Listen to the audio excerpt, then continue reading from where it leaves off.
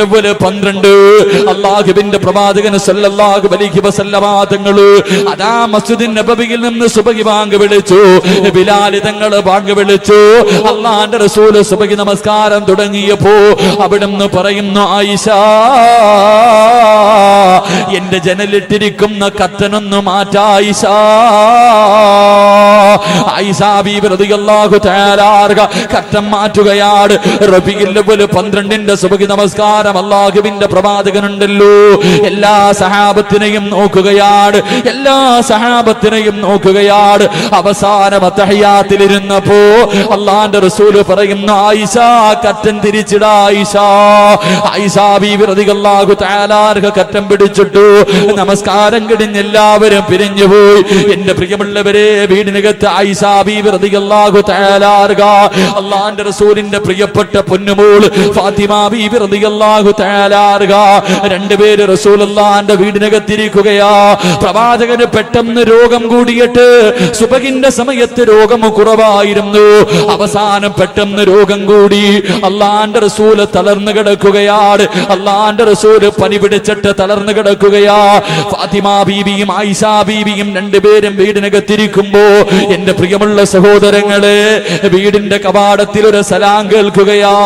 വീടിന്റെ കവാടത്തില് അസ്സലാമു അലൈക യാ അഹ്ല ബൈത്തിൻ നബുവ ഇഫ്തഹിൽ ബാബ്. ആരോ വീടിന്റെ കവാടത്തിൽ സലാം പറയുകയാ. അല്ലാഹുവിന്റെ പ്രവാചകന്റെ കുടുംബമേ, വാതില് തുറക്കുവോ, വാതില് തുറക്കുവോ.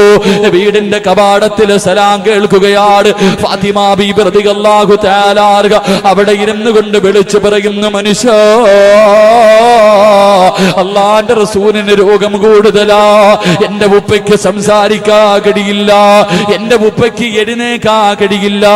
നിങ്ങൾ പോയിട്ട് പിന്നെ വരാൻ പറയുകയാണ്. പക്ഷേ കുറച്ചു സമയം കഴിയുമ്പോ വീണ്ടും വീടിന്റെ കവാടത്തിൽ സലാം കേൾക്കുകയാണ്. അസ്സലാമു അലൈക യാ അഹ്ല ബൈത്തിൻ നബുവ ഇഫ്തഹിൽ ബാബ്. രണ്ടാമതും വാതിൽ തുറക്കാൻ പറയുമ്പോ ഫാത്തിമ ബീബി റളിയല്ലാഹു തആല വീടിന്റെ കവാടത്തിന്റെ പടിതിലൂടെ നോക്കുമ്പോ ഒരു മനുഷ്യനെ കാണുകയാ, ഒരു മനുഷ്യനെ കാണുകയാ. അവിടെ നിന്ന് വിളിച്ചു പറയുന്നു, എന്റെ ഉപ്പയ്ക്ക് സുഖമില്ല, പോയിട്ട് നിങ്ങൾ ദിവസങ്ങൾ കഴിഞ്ഞു വരിക. കുറച്ച് സമയം കഴിഞ്ഞപ്പോ വീടും മൂന്നാമതും വീടിന്റെ കവാടത്തിൽ ഒരു സലാം കേൾക്കുകയാണ്. അല്ലാഹുവിന്റെ റസൂലിന് ബോധം വന്നു. അവിടെ നിന്ന് ചോദിക്കുന്നു, മോളെ ഫാത്തിമ, ആരാ ഫാത്തിമ സലാം പറയുന്നത്? ആരാ ഫാത്തിമ സലാം പറയുന്നത്? ഫാത്തിമ ബീബി റളിയല്ലാഹു തആല അല്ലാഹുവിന്റെ റസൂലിന്റെ ചാരത്തിരുന്ന് പറയുന്നു, ഉപ്പോ, ഇന്ന് വരെ ആ മനുഷ്യനെ ഞങ്ങൾ കണ്ടിട്ടില്ല. ആ മനുഷ്യനെ ഇന്ന് വരെ ഞങ്ങൾ ആരും കണ്ടിട്ടില്ല. കണ്ടിട്ട് പേടി തോന്നുന്നു ഉപ്പാ. ആ മനുഷ്യനെ കണ്ടിട്ട് പേടി തോന്നുകയാണ്. ഫാത്തിമ ബീബി പറഞ്ഞു തീരുമ്പോ അല്ലാഹുവിന്റെ റസൂല് പറയുന്നു, വാതിൽ തുറക്ക് ഫാത്തിമ, വാതിൽ തുറക്ക് ഫാത്തിമ. ഫാത്തിമ ബീബി റളിയല്ലാഹു തആല വീടിന്റെ കവാടം തുറക്കുമ്പോ സലാം പറഞ്ഞുകൊണ്ട് അകത്തേക്ക് കടന്നു വരികയാണ്. അല്ലാഹുവിന്റെ റസൂല് പറയുന്നു, ഫാത്തിമ, അത് അസ്റായിലാണ് ഫാത്തിമ. അല്ലാഹുവിന്റെ പ്രവാചകന്റെ റൂഹ് പിടിക്കാമെന്ന് അസ്റായിലിനെ കണ്ടിട്ട് എന്റെ പ്രിയമുള്ളവരെ, ഫാത്തിമ ബീബി പോലും പേടിച്ചു പോയെന്ന് ചരിത്രം പഠിപ്പിക്കുമ്പോ ഹദ്ദാദിന്റെ മജ്‌ലിസ്, ഹദ്ദാദിന്റെ സ്വർഗ്ഗത്തോപ്പിൽ ഒരുമിച്ച് കൂടിയ എന്റെ പ്രിയപ്പെട്ടവരെ, 24 മണിക്കൂർ തെറ്റ് ചെയ്യുന്ന ഞാനും നിങ്ങളുമുണ്ടല്ലോ. ഉറക്കപ്പായിൽ നിന്ന് എഴുന്നേറ്റത് മുതൽ കണ്ണുകൊണ്ട് കാണുന്നത് പാപമാണ്, ചെവി കൊണ്ട് കേൾക്കുന്നത് പാപമാണ്, കൈ കൊണ്ട് പിടിക്കുന്നത് പാപമാണ്, നാവ് കൊണ്ട് പറയുന്നത് പാപമാണ്, കാലുകൊണ്ട് നടക്കുന്നത് പാപത്തിലേക്കാട്, ഹൃദയം കൊണ്ട് ചിന്തിക്കുന്നത് പോലും പാപമാണ്. ഇന്നത്തെ ദിവസം എത്ര വഖത്ത് കളയാക്കിയവരുണ്ട്? പരിശുദ്ധമായ ഖുർആനിന്റെ ഒരു സൂറത്തോതി എത്ര പേരുണ്ട്? അല്ലാഹുവിന്റെ പ്രവാചകന്റെ പേരിൽ ഒരു 10 സ്വലാത്ത് പറഞ്ഞ എത്ര പേരുണ്ട്? എന്റെ പ്രിയമുള്ളവരെ, ചിന്തിച്ചിട്ടുണ്ടോ എങ്ങനെയാ അസ്റായിൽ കടന്നു വരുന്നത്? അല്ലാഹുവിന്റെ പ്രവാചകന്റെ വീടിനകത്തേക്ക് മലക്കുൽ മൗത്ത് കടന്നു വരികയാണ്. അല്ലാഹുവിന്റെ റസൂൽ ചോദിക്കുന്നു, അസ്റായീൽ എന്നെ സന്ദർശിക്കാമെന്നതാണോ? എന്നെ സന്ദർശിക്കാമെന്നതാണോ? അസ്റായീൽ പറയുന്നു, യാ റസൂലല്ലാഹ്, 2 കാര്യങ്ങൾക്ക് നബിയേ. ഒന്ന് രോഗസന്ദർശനം നടത്താൻ, 2 അങ്ങ് അനുവാദം തന്ന റൂഹ് പിടിക്കാമെന്നതാ നബിയേ. അല്ലാഹുവിന്റെ പ്രവാചകൻ സല്ലല്ലാഹു അലൈഹി വസല്ലമ തങ്ങൾ അവിടുന്ന് പറയുന്നു, അസ്റായീൽ എനിക്കൊരാഗ്രഹമുണ്ട്, എനിക്കാഗ്രഹമുണ്ട്, എനിക്ക് ജിബ്രീലിനെ ഒന്ന് കാണണം അസ്റായീൽ. അസ്റായീൽ അലൈഹിസ്സലാം പറയുന്നു, യാ റസൂലല്ലാഹ്, ഞാൻ വരുമ്പോ ഒന്നാം ആകാശത്തിൽ നിന്ന് കരയുന്നത് കണ്ട് നബിയേ. അല്ലാഹുവിന്റെ റസൂല് വിളിച്ചു കൊണ്ടുവരാ പറയുമ്പോ ജിബ്രീൽ അലൈഹിസ്സലാം ഇറങ്ങി വരികയാണ്. ജിബ്രീൽ അലൈഹിസ്സലാം ഇറങ്ങി വരികയാണ്.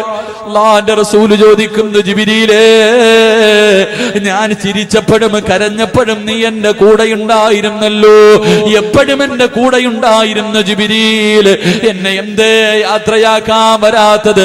എന്റെ റബ്ബിലേക്ക് ഞാൻ പോകുന്ന സമയത്ത് ഈ അവസാനം എന്റെ കൂടെയൊന്ന് നിൽക്കാത്തത് എന്തേ ജിബ്രീൽ?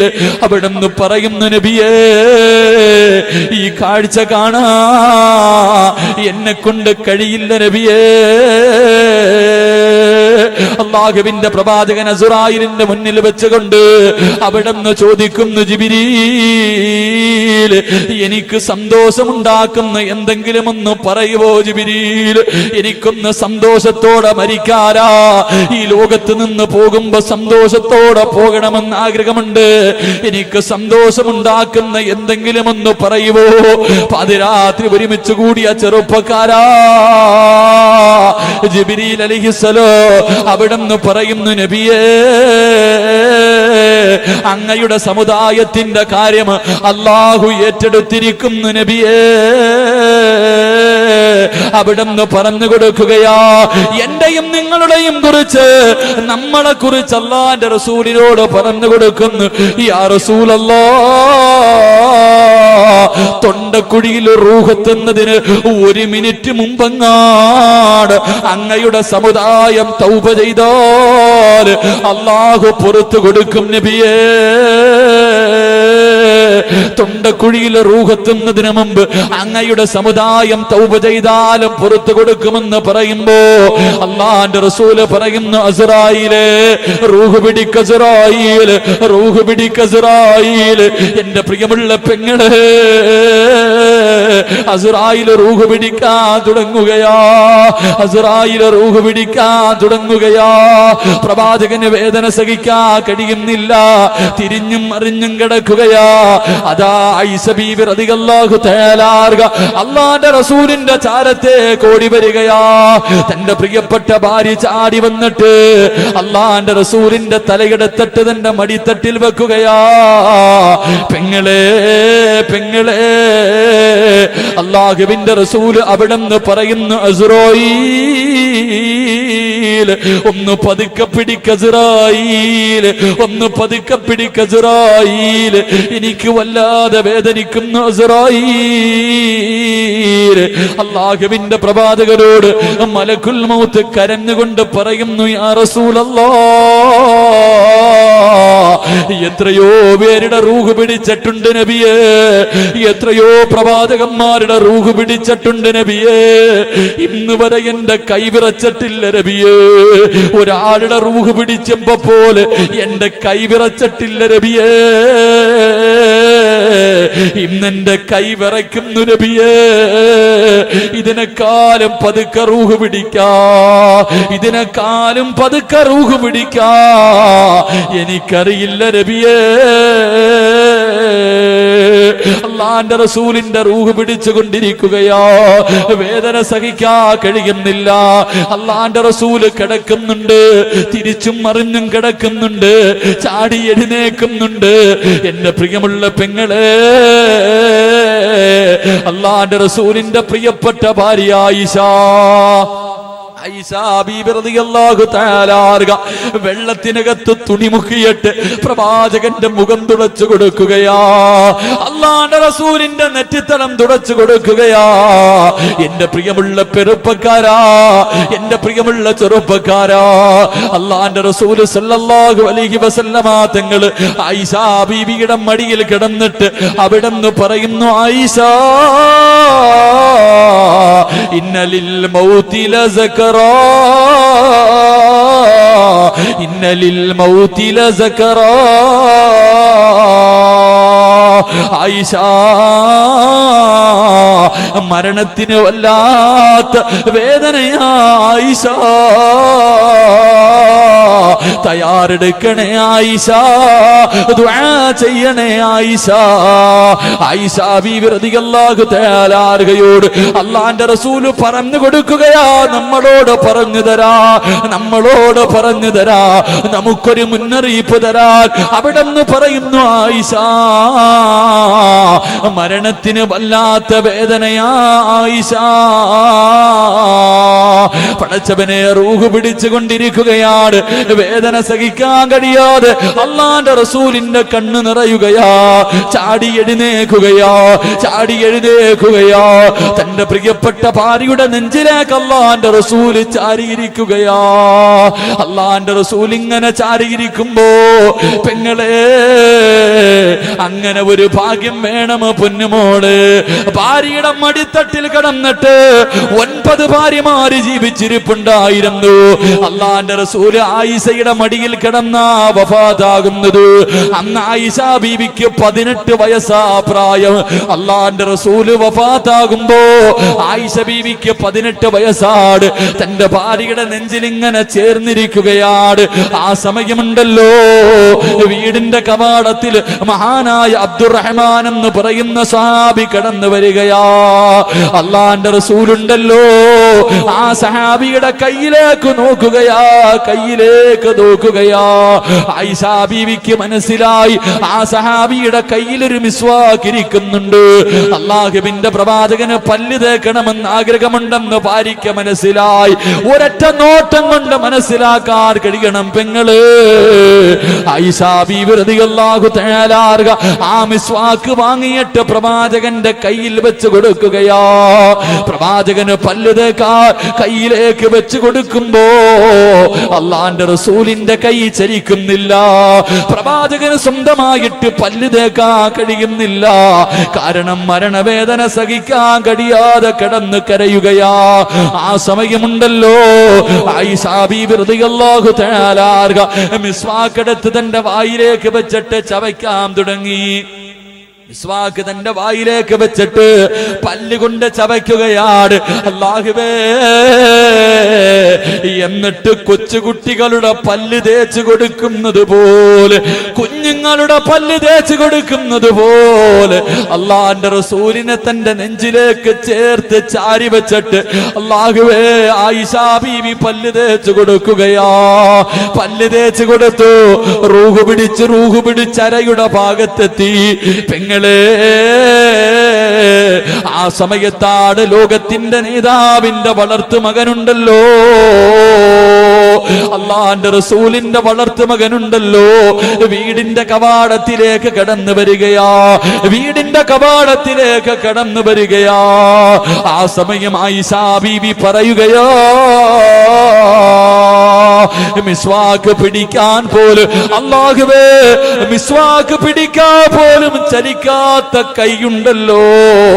അള്ളാന്റെ റസൂല് കൈ ഉയർത്തുകയാ. അള്ളാന്റെ റസൂല് കൈ ഉയർത്തുകയാ. ലോകത്തിന്റെ നേതാവ് 2 കൈയും ഉയർത്തിയിട്ട് തന്റെ വളർത്തു മകനോട് കൈ ഇങ്ങനെ ചേർത്ത് വെച്ച് കാണിക്കുകയാ. മോനെ, എനിക്ക് വേണ്ടി ഒന്ന് ദുആ ചെയ്യ് പൊന്നു മോനെ. അല്ലാഹു എന്നോട് കരുണ കാണിക്കാ, അല്ലാഹു എന്നോട് കരുണ കാണിക്കാ. മരണവേദന സഹിക്കാ കഴിയുന്നില്ല പോരെ, ഈ ഉപ്പാന് വേണ്ടിയൊന്ന് ദുആ ചെയ്യുവോ? അല്ലാഹുവിന്റെ റസൂല് പോലെ മരണവേദന സഹിക്കാൻ കഴിയാതെ കടന്ന് കരഞ്ഞു എന്ന് ചരിത്രം പഠിപ്പിക്കുമ്പോ പാതിരാത്രി കടന്നു വന്നവരെ എപ്പോഴെവിടെ വെച്ചാണെന്നറിയില്ല. വാലിന്റെ സദസ്സിലാടോ, പോകുന്ന വഴിയിലാടോ, വീട്ടിൽ പോയി കിടക്കുന്ന സമയത്താടോ, പള്ളിക്കകത്ത് വെച്ചാടോ, എപ്പോഴാണെന്നറിയില്ല, എപ്പോഴാണെന്നറിയില്ല. എപ്പോഴായാലും അസ്റായിൽ വരുമല്ലോ. അല്ലാഹുവിന്റെ